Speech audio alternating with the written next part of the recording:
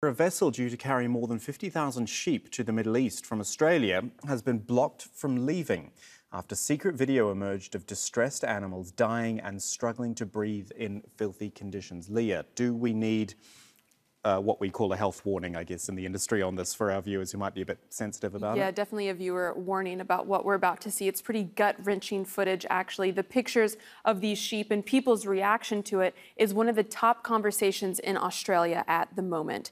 This is the video that was shot on board a ship carrying livestock, showing thousands of sheep packed together in small pens surrounded by their own waste. The footage was filmed over 5 trips last year to Qatar, Kuwait, and Oman from Australian ports and was released by the activist groups Animals Australia. In total, 2,400 sheep died, including lambs, and the bodies were then thrown overboard. The whistleblower who filmed this video shared his story with the TV news program 60 Minutes about why he did it. I've seen a lot of little young lambs died. They're being crushed under the feet of other animals. You know, it's so distressing. Temperatures have risen up to 36. Humidity at some places 93%, and sheep are suffering a lot.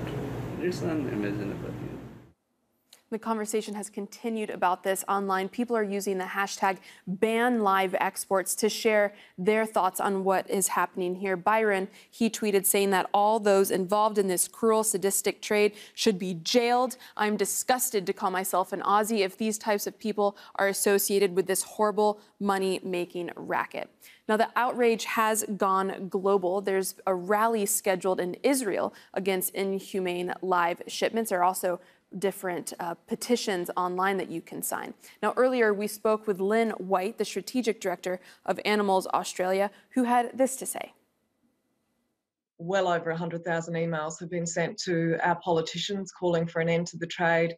I think people feel very deceived. They feel aggrieved. Our farmers have been deceived as to standards on board ships, and none of us are Australians are feeling anything but ashamed to have our name connected with this trade and to be setting such a poor example when these days it is so much more practical in terms of animal welfare, so much more humane to be sending boxed meat on flights and on ships to other countries rather than sending animals for 3 weeks on stressful journeys from the Australian winter to the heat and humidity of the Middle East. This has to be a game changer, and I think too that when those consumers in importing countries realise that these are the conditions that animals are enduring, they too will want no part of this trade.